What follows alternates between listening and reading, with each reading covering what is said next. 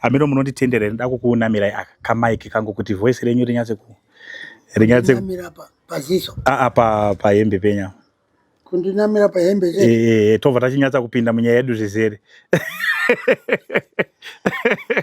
baba takwenyufanika mapurisa shamwari iwe uri munhu kwaunobva ndodzinza rekwako ndizvozvo ukataurira mwana wako kuti unonzi John Chataika kana akafamba kana akaenda John anenge ari John Chataika achinje ndizvozvo saka ndo zviri mandiri mwana anoda kuziva dzinza rake mwana anoda kuziva baba vake ndomuona kupi Mwari ndibatsirewo misodzi yangu ichakugutwa nani ndaishungudza Yuraya daindakafa kare asi ndinotenda Mwari rimwe zuva richasvika chiedza chichapenya nzira ichawanikwa mwana achaziva kwanobva uye maronda emoyo achapora. Munotambira chii baba? Tinotambira vanhu varendo Muri pano yenyu? ndiri pano yewe munofara here baba? kuti muchifara babongo tinofara pari sei pamba? pamba murungona handiti pakanaka handitika pamba pakanaka aiwa tinotenda manje nhasi taita wayenzi wenyu kamino kuti tamboita wayenzi tatirega timbodarikawo pamba pamudhara timbowaone aiwa pakanaka saka regerai kandikutorere zvituru zvekugara alright aiwa hapana chakaipa tingataura takamira aiwa zvibude mama munofara here? Ndinofara hangu mwanangu. Tinofara mhoroi pari sei pamba? Pari nani mwanangu? Handitika alright buritsai alright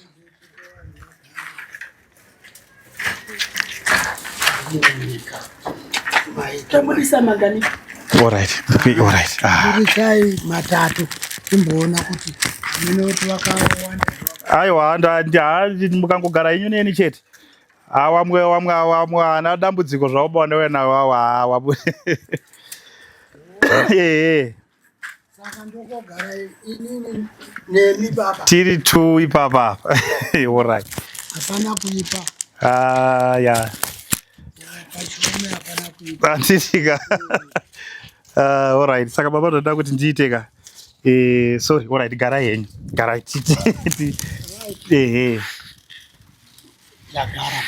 tinotenda aiwa tochisimbisana manje munofara here baba?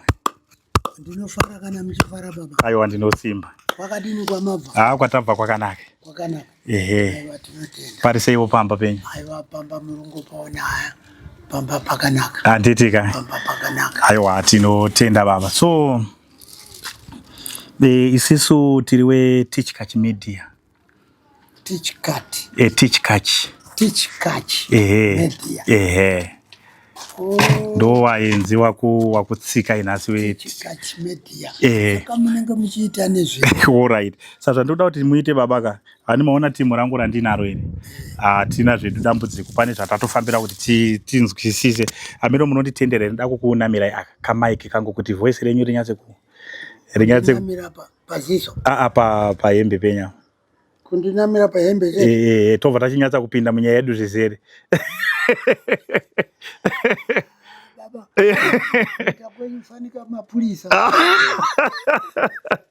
azikuita kwechiwanika mapurisa kana hatisi porisi maita basa akona uzondisunga pamusha pangu aiwa tikusungirei pamba penyu nekuti wakomana mazuva ano hamuna mashuwa aiwa kana unasvika muri vanhu vari right ozozainza kamudhara kayakasungwa nevakomana vangu vangachiseka nakutamba paka alright aiwa tinotenda baba isusu baba tiri tiriwe Teach Catch Media. Saka muchiona tasvika panapa pane nyaya yatiri kufambira. Kuti tizosvike panapa hatina kutanga nekungouya panapa. Pane kumwe kwatambofamba tichimboenda zvichinzi pamuri kuda hapasi pano. Ani mukuona wakomana wangu wemakamera. Wamwe wacho wachitoramba zvikanzi no sisu zvemakamera ndo media yacho yamuri kuona yakabatidza makamera. Saka wamwe wacho wachitoramba kuti no munhu wamuri kutaura seni mundiyo. But hazviri kundokrashana, hazviri kundosiyana. Pane nyaya yatiri kufambira baba yemudzimai ane zita first name yake anonzi Rudo Zhou. Rudo Zhou uyu ari kunetseka nenyaya yemwana. Asi muchidimbo iye ari kuti murume wangu wandakaita naye mwana uyu anonzi Alberto Bwanari. Saka handizivi kuti tarasika here kusvika paBwanari kana kuti zvakamira sei tisati taenda kumberi. Ipapo maita point chayo. Maita point kunge maona maCID akuti paBwanari ndepapo. Alright. Ipo pano paBwanari. Kozita Alberto. Alberto Bwanari ndini wacho. Aiwati. Aiwati do. Vamaona munhu wacho chai. Alright. Saka ndanda kucha kuti pamwe muri mapurisa anongofamba nembacha dzawo. Aiwa. Alright. Vane uniform. Alright. Aiwa tinotenda baba. Saka mudzimai anonzi Rudo Zhou munomuziva? Rudo Zhou. Ya, ndinomuziva. Okay. Mukadzi wandaka roorana naye. Tikaita mwana anonzi Chipo. Ndiri kumapurazi uko tichienda Shamva Road kunonzi kwaStondon. Okay. Ndichibva ndazomusiya. Okay. Maishanda papurazi ipapo kana kuti maino? Ndaishanda papurazi paStondon ipapo. Igore ripi baba rakaitika zvinizvi? Gore rakatika hapa nenguva 2001. 2001. Alright. Saka tinotenda baba wamazvita, tinokutenda nekuti tambira nekuti gamuchira. Saka isisu kuti tizosvike kunoku baba. Rudo Zhou aiva mudzimai wenyu. Akatifonera isisu. Isisu tiriwe media tinoshanda nemasaisai. Handizivi kuti pane video here yakambosvika onekwa muri kana kuti muripo pa WhatsApp here kana kuti musati maionawo video yacho. Baba zvese zvinodinetsa inini maziso anonetsa. Zvekuona zvemaWhatsApp kafoni ndongozva kuti ndine nhamba munhu akandifonera kungondifonera bedzi. Okay. Ndiwe Alberto ndizvozvo. Alright. Aiwa ndinotenda baba. Saka ndo nyaya yacho mwana namai pamwe chete. Dambudziko rapo ndere kuti wari kuda kuziya kune muridzi wemwana. Ko imimi baba handizivi kuti sorry ndakukubvunza iwo zvimwe ndinge ndichida kuzivawo sezvo matitendera kuti tisvike. Chakanyanya kuita kuti musiyane namai Chipo chii? Wauya shamwari wauya nenyaya yakanaka. Mai Chipo mukadzi wandaida Stereki. Manje kutaura Stereki ndosaka ndakazongomutiza ndichitiza ane mwana mudiki. Chipo wacho. Okay, makabva Chipo ari akura sei? Chipo anga akura dhuze dhuze 5 years.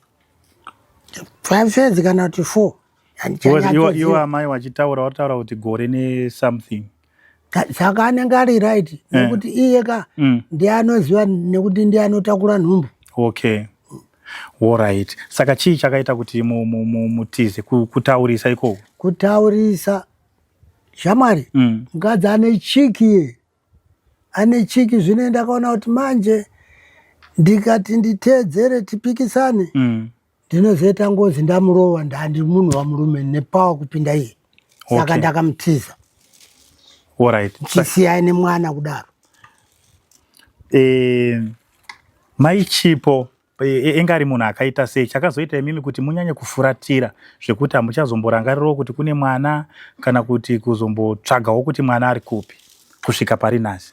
Ya, chakaita kudaro shamwari. Inini semunhu wechirudzi ndakagumbuka maningi. Ndichibva ndati uya nehama dzake dzakawanda bheta ngomusiya. Inini ndizviendere nditsvake imwe nzvimbo ndisenze nditsvake umwe mukadzi nekuti uyu mukadzi ane chiki. Karamba ndakatarisana naye ndinozoita ngozi handisiwe muno muZimbabwe. Ndingazomurova ndikamuuraya. Ndosaka ndakangomusiya nachipo wacho ari mudiki. Saka imimi maiti baba Chipo munozomuona kupi? Unongoziva zvinoitika varume. Ndezvekuti mheno ari mwana musikana tichazomuona achazonditsvaka Chipo akuda kuroorwa. Ndavanenge vakuda baba wacho. Manje baba hamusi kuona here kuti menge muchiomesera mwana bhozi izvozvi zvine situation iripo izvozvizvi zvinhu zvacho hazvina kutomira zvakanaka. Chipo wacho pachake ndiye ari kutonetsa kuti ndoda kuenda kuna baba wangu. Sorry, ndamboona mama wari panapa mhino kuti wanodziziya here nyaya idzi kana kuti tongodzitaura zvedu wasipo? Wanoziya here kuti makamboita mumwe mukadzi kumashure? Ndakamutaurira zvese mukadzi wandanayo. Ndakamutaurira zvese kana Chipo wacho aitoti dai zvichiita umutora uye agare nevamwe wake kuno. Ndawe mukadzi ndaanawana naye vatatu. Pamusoro paChipo? PaChipo kubva kwakuita 4 manje. Aiwa, ndinotenda baba. Saka imimi manje baba pane nyaya, saka toita sei naChipo? Imimi makabva mafuratira zvekuti hamuchadi. Saka tiri kuti isisu nhasi tauya panapa. Tauya naChipo arimo mumota umo. Munomutambira here kana kuti zvakamira sei? Ndinomutambira zvakanaka-naka. Mwana wangu kairopa rangu. Ndizvozvo. Ndinomutambira zvakanaka-naka. Ndine ndichitokumbira sori kwaari. Kune mwana?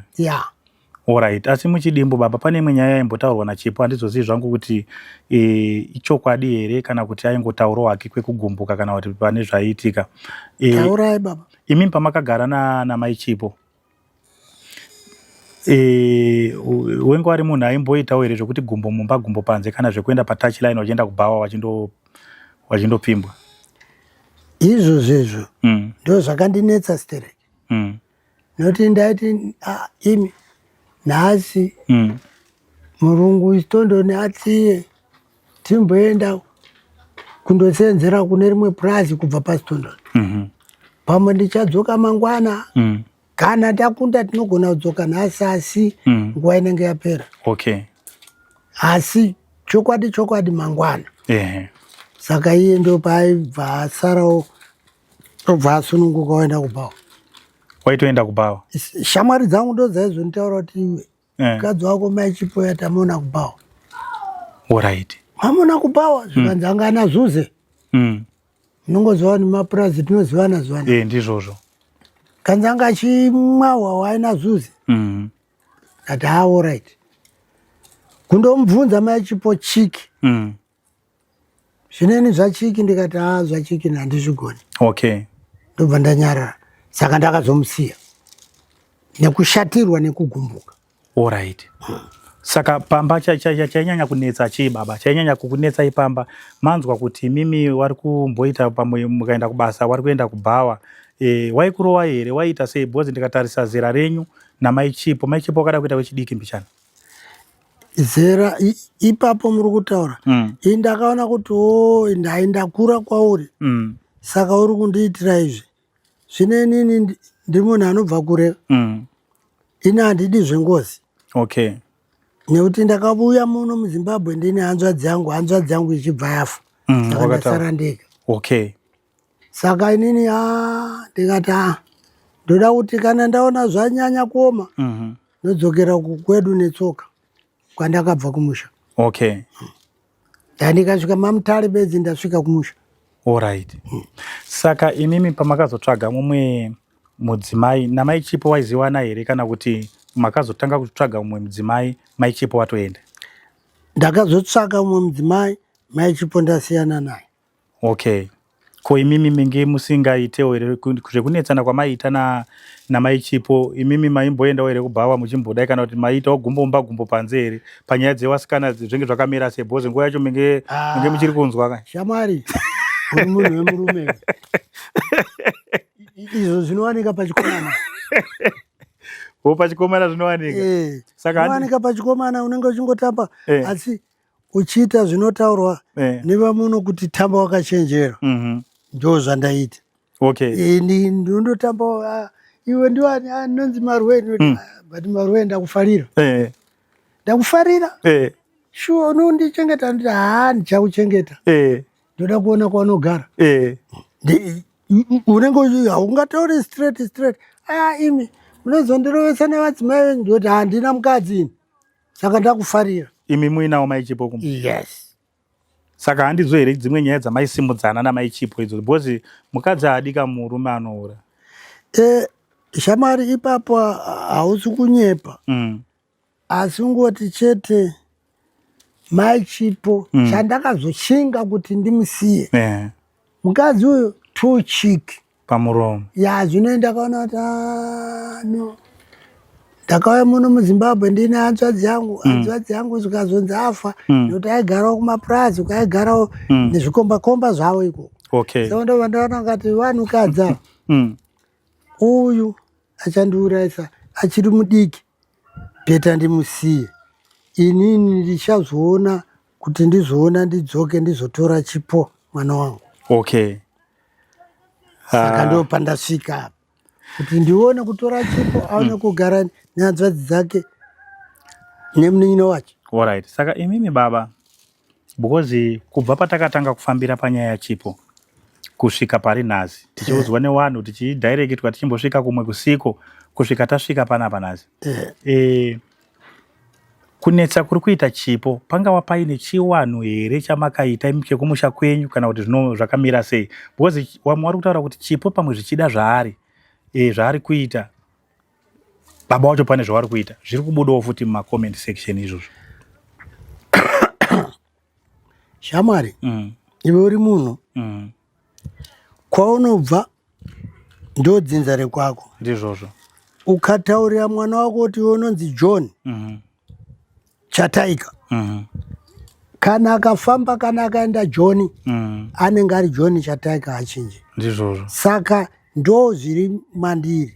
Inini ndinotogara ndichimboomberera kwangu kuti imowe ndiri muno muZimbabwe, asi ndine mwana wangu Chipo wandakaita ndiri paplazi akati nemukadzi akati. Saka ndiri kumufunga Chipo kuti kana mai vacho vachinzwa vanditsvake vauye naChipo mwana wangu. Handina kuita mushonga kana udini.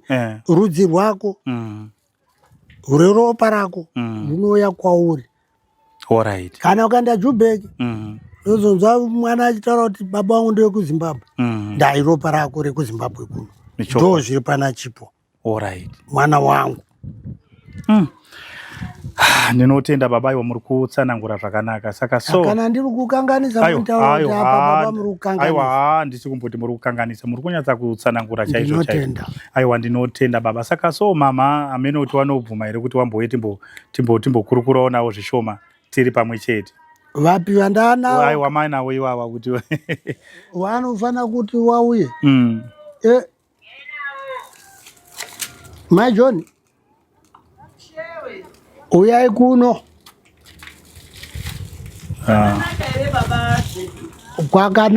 Kwakanaka mukadzi wangu, kwakanaka. Ndingakushedzera honde. Ndikukushedzera. Musavhunduke henyu mama, kwakanaka. Varume vari panapa unouya uchivataurirawo zvavachakubvunza.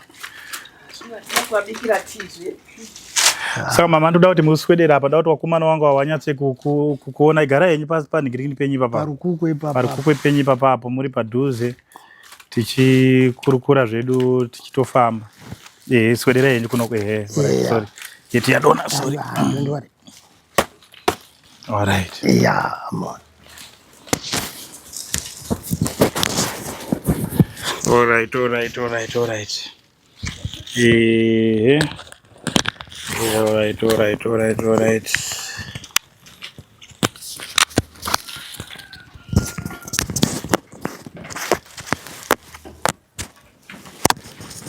Alright, sorry baba. Ndoda kuti ndidai oka. Mama ndo ari kure nini zvangu, sorry, ndoda kutora kanhu kai kana bokupai kai. Kama ndina. Ndakuda kaisa pana mama manje. Mama sorry pamusoro. Ndoda kukunamira ikana pamusoro.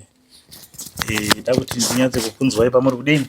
Pamuri kutaura zeni baba, tinogona kushandisa zvedu wani inoi. Right, aiwa. Right, mama, sorry ndambokumurisa ipai munofara ere mama? Aiwa ndiri mupenyu zvangu mwanangu. Tinosimba. Alright. Sorry mama, tamboti kurukurei na baba zvishoma. Panyaya isisu tiri weTeach Catch Media. Saka zvatiri weTeach Catch Media pane nyaya yatiri kufambira, mukono wakomana wane makamera. Tine nyaya yatiri kufambira yemudzimai ainzi Rudo Zhou. Anonzi Rudo Zhou. Ane mwana anonzi Chipo. Saka mwana uyu ari kuti baba wake wanonzi, iwa mai wangu ndo wakazotiudza kuti mwana baba vacho wanonzi Arubeto Bwanare. Saka pandasvika pano ndatanga bvunza baba kuti ndo pawa Bwanare here? Baba wakati ndipo pano. Saka andizivi kuti muchidimbu mama baba wakambokuudzaiwo here kuti wakambogara nemudzimai anonzi Rudo Zhou? Baba pane nguva yawakanditora tichiroorana nababa. Ndizvozvo. Waingoti onaka ndakuda mudzimai. Sikwendabva kundasiya chi? Ndasiya mwana. Okay. Ndikati mwana rudziko, zvikanzi aiwa musikana. Ndizvozvo. Ndikati anonzi ani? Zvikanzi anonzi Chipo. Ndikati tinongotenda kana manitaurirawo chokwadi. Ino ndanisati ndatoroorwa uba ndane mwana baipapo. Okay. Alright. Saka baba mukutsanangura kwawo waiti zvino Chipo anozomuona sei nguva ichifamba kusvika pari nhasi nai mama? Maimbotaurawo nezvazvo here kuti ko mwana uya? Inini kupindura. Baba waiti kana wabva kudoro. Unozviziva here mai Devi kuti ndine mwana wangu unozi Chipo? Asi nekufamba kwenguva mwana uchazosvika pano. Okay. Ndikati anozosvika pano, zvikanzi uchamuona. Kana zvakadaro zvakangodini? Zvakangonaka. Kana achisvika mati achasvika. Wakadzokazve kana wakaenda kubasa kana usiku chaiwo. Waitonzwa achitoti ndaona Chipo. Asi mwana wangu ari izvizvi wakura machi. Ndikati zvikanzi kutoita zvekutovhumuka. Inini munoziva mai Devi? Ndikati zvikanzi inini handina dzinza rinorowa. Dzinza rangu inini rinoita kuti wana wedu wauye pandiri. Okay. Saka mwana wangu achauya zvichibudikidza nedzinza rangu, ndikutaura naro dzinza rangu kuti mwana tete sechitaura kuti mwana achauya. Okay. Mwana achauya. Ndikati aiwa ndinotenda kana mwana akauya. Alright. Baba maimuona kupi Chipo imimi mane nguva musingamuoni? Inini ndaiziva kuti kuna mai wacho ndikada kuvatsvaka. Ndaiziva dzimwe nzvimbo dzandaisimboona vachinzi ndo kwavanofarira ikoko. Saka ndakatoziva kuti ndo kwavari naChipo wacho ikoko. Okay. Saka dzinza renyu rakaita sei baba? Pane here zvamunhu zvazvo zvamaiita kana kuti pane mishonga yamambotaura kuti maingoomberera kutaura kuti mai vacho wakutsvage? Pane imwe mishonga here yamaipwititidza kana kuti kwaiva kungoombera chete? Shamwari, ndichikutaurira tiri vanhu ka. Inini ndaitsambotsvaka mishonga kana kudini. Ndaingopfugama ndoti mimi wekwangu. Zvandiri kuita so ndichiombera. Ndoda kuti mwana wangu wedangwe wandakati ane mukadzi ye ndichipinda muno muZimbabwe auye kuno azonana nevamwe vake vamainini vacho vandaanawo chete. Alright. Ndorara hangu. Ipapo zvinouya izvozvo. Ndamwa manginde, handiri anonzi manginde munomu. Ndamwa masese manje. Pfungwa dzinobva dzauya dzakawanda dzekuda mhuri yangu. Okay. Makufunga Chipo manje? Ndakufunga Chipo kuti auya aonane nevana vamainini vake vamwe vari vandinavo. Alright. Tinotenda baba pana chakaipa. Saka so mubvunzo wandanawo nhasi ndewekuti Chipo akauya panapa munomutambira here? Chipo akauya pano ndinomutambira nemaoko mairi akachena aya asina kana tsvina. Ndinomuda Stereki mwana wangu. Alright. Yeah. Ndinotenda. Mama, Chipo akauya nhasi munomutambira here? Inini handina daka nemwana wawo. Inini mwana wawo ndinongomuda zvakangofanana newana wendinawo. Ihanzva dzisikana nehanzva dzikomana idzi. Saka unofanira kuva vari pamwe chete. Ndanditorirewo neshungu yekuti dai mwana waambouyawo ndikamuita sei ndikamuona. Mazvona semunhu anga ndiro neshungu yekuti dai mwana wangu wauya dai mwana wangu. Ndani neshungu yekuti dai mwana watouya uchidini icho chuma chacho handiti ada kuti atombohyawo chuma ichocho. Alright, aiwa ndinotenda mama. Kana inini ndanzwa kusununguka ndichisvika panapa muchitaura zita kuti zita munoriziva baba. Saka so ngatichiendei isisu baba.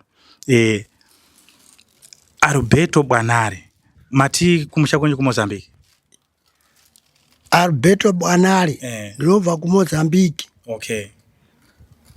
Kubaira. Alright, kuti izita rekuti Alberto zvinoreva chii kuti Alberto? Zita rekuti Alberto munomu Chingerezi ndio Albert. Albert kana kuti Albert? Yes, Albert. Alright. Yeah.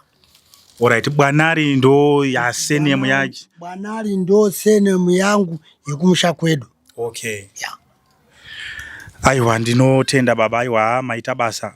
So mama, ndisati ndabva panapa isisu zvatinenge takuita manje tichaita kuti nhasi tangofamba asi nzira taanayo yekuziva kuti baba waChipo wari panapa.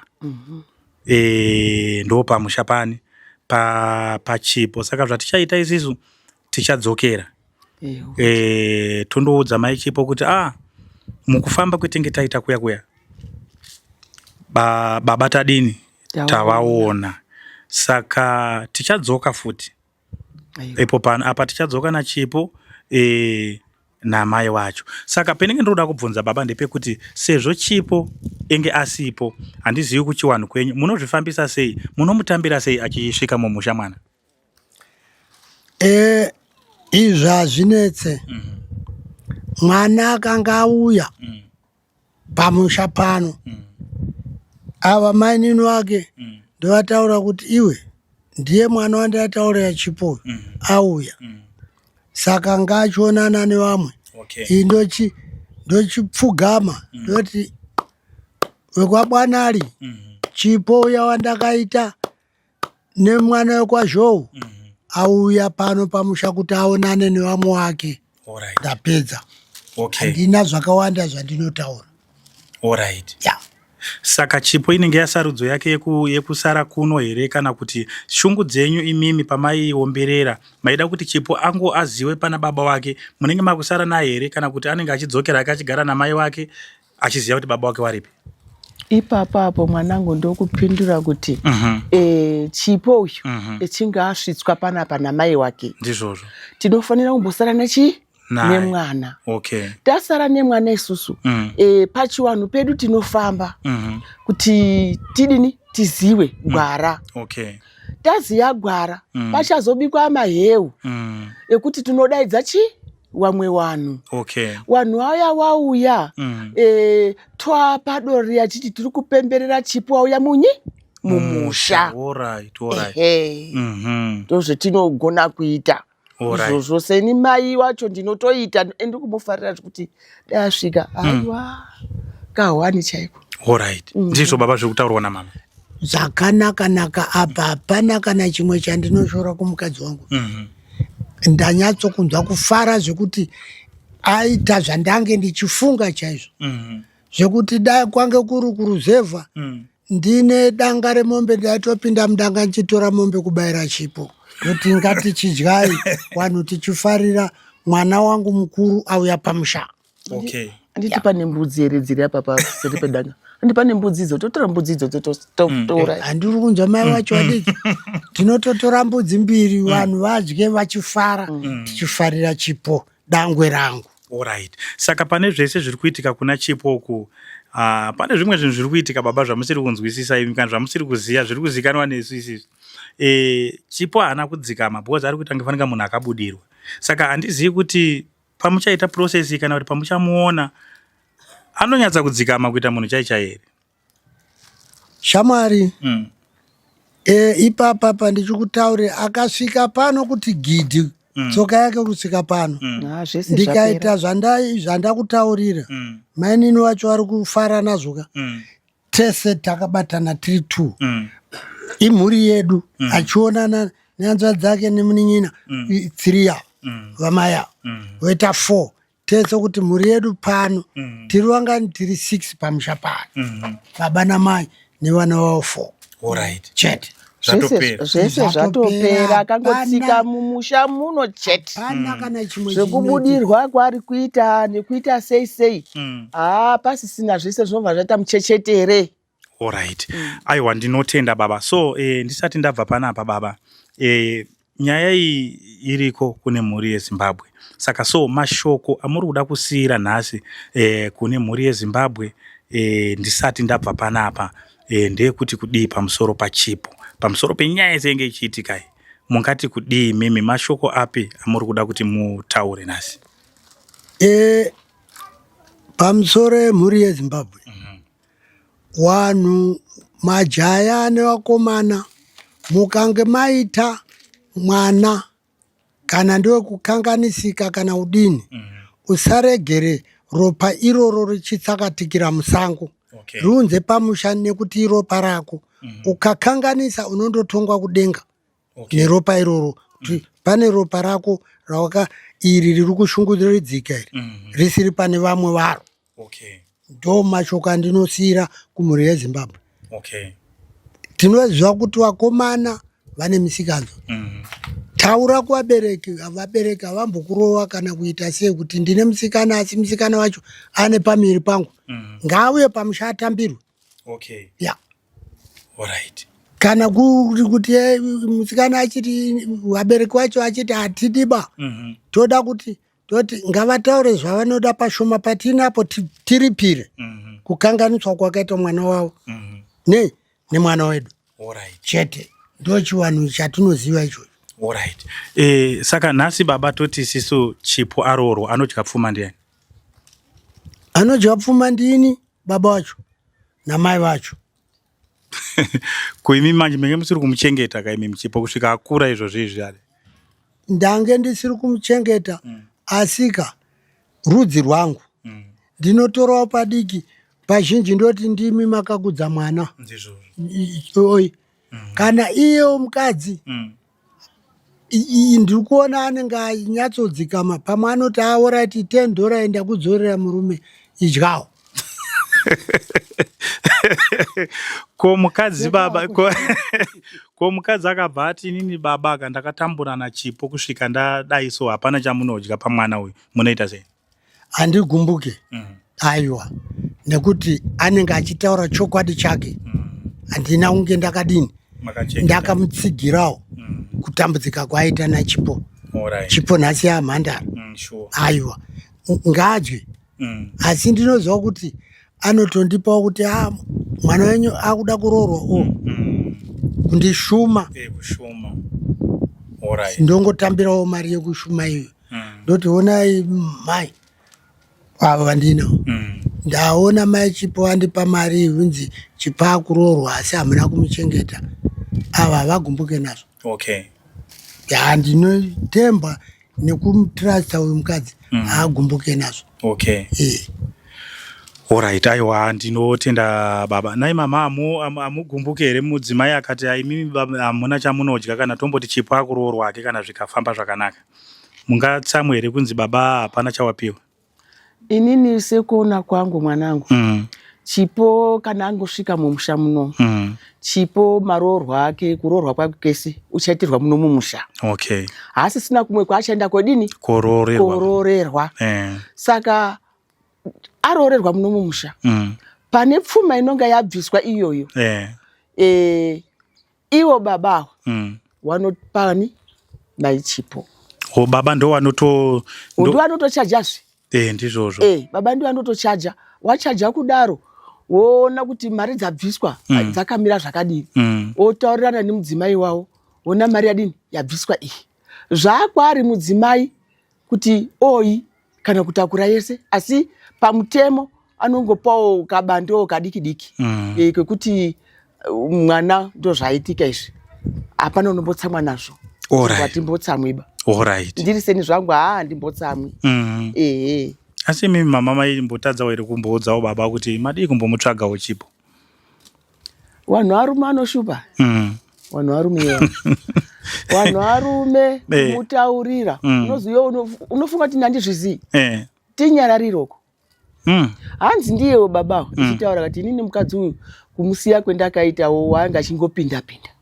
achingopinda-pinda saka ininiwo futi neshanje kuti achadzoka ikoko kuti aende komutsvaga ndandichazvidai nhasi kachazvidiba ndanda kutonzwawo shanje memautya kuti wanodzokerana ndakutoti ngangogara panapa ngagare panapa dai makaona maichipo maidzokerera here nai baba inini ndandakaona maichipo kudzokerana naye mukadzi uyu ndaisadzokerana nekuti chiki dzaanga ainadzo aindiuraya saka aiwa saka ndinoti asi manje so akauya kumusha akaroorwa ndinotondopfugama kuti maichipo sori ndiwo akakudza chipo saka chipo abvisirwa mari yakati imari iyi yabvisirwa chipo iye kana nerudo rwake zvataurwa namainini wacho kana akada kundipa $10 kana $20 zviri kwaari kana akati handikupe ndinongoti pakanaka mai nekuti iye ndiye akamukudza handingagumbuke Alright baba, aiwa ndinotenda. Right mama, tisati tasimuka zvedu tisati tabva panapa, mune mashoko here amungadiwo kutaura nhasi kana kutaurira kumhuri yeZimbabwe nekuti zvese zvatiri kuita panapa zviri kubuda pamhepo.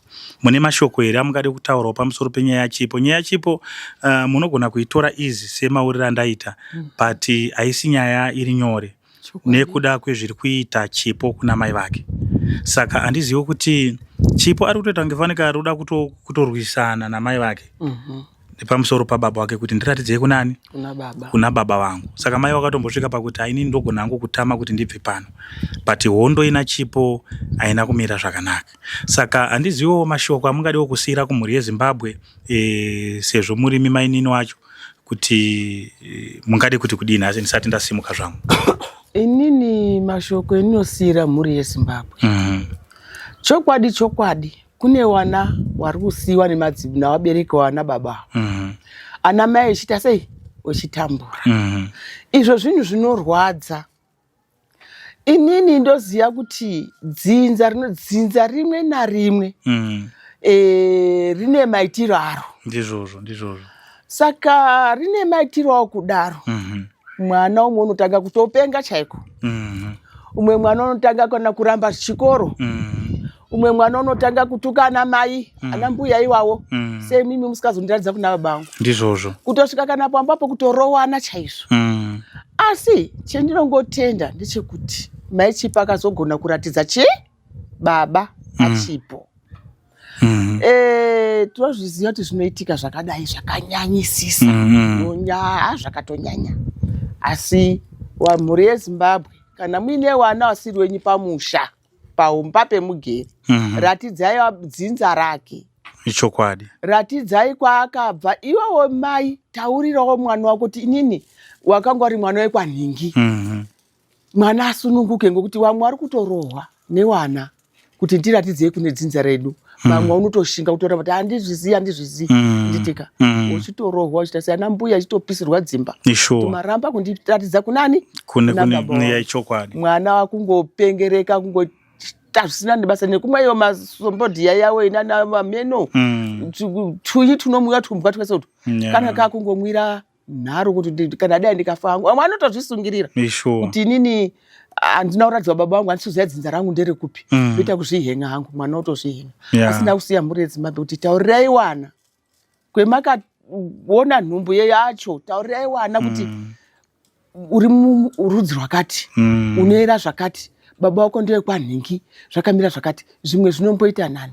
Ratidzai, vazhinji hamusi kuratidza wana ana baba avo. Ndoda kuti wana wazoita sei.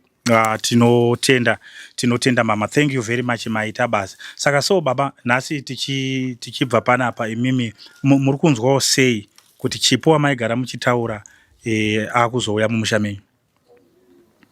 Inini ndiri kunzwa kusununguka chaiko kwakanyanya. Ndokuti dai Mwari andichengeta, handisisiri kubasa. Asi dai Mwari andichengeta, Chipo uyu nekukura kwaita akaroorwa zvakanaka, achafundisa wadiki wamainini wake. Tiri pamba pano.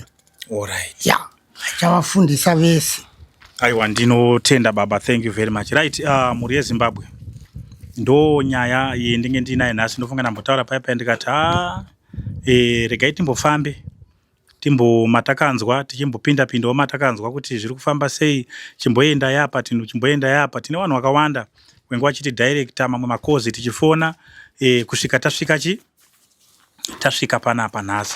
Saka so thank you very much. Ngatitsanganei muchikamu chedu chinotevera apa.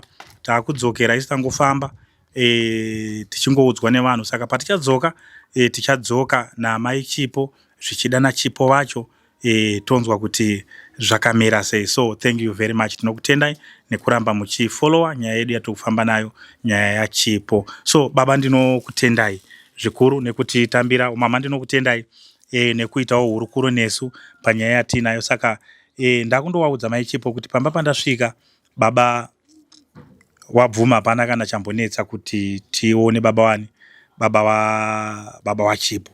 Saka tichatungamidzana gumbo redu isisu naye Chipo wacho tichisvika panapa. Aiwa, tinotenda baba. Aiwa, mukomborerwe nerudo rwakadaro. Aiwa, murambe makadaro. Chokwadi. Vemidhiya yenyu. Muri warume wakasununguka, rambai makadaro. Tinotenda. Rambai muchitungamirwa naMusiki nemudzime kwenyu, musaparadzane pabasa renyu. Aiwa, ndinotenda baba mazvita. Right, muri yeZimbabwe ngatisangane zvakare muchikamu chinotevera maita basa.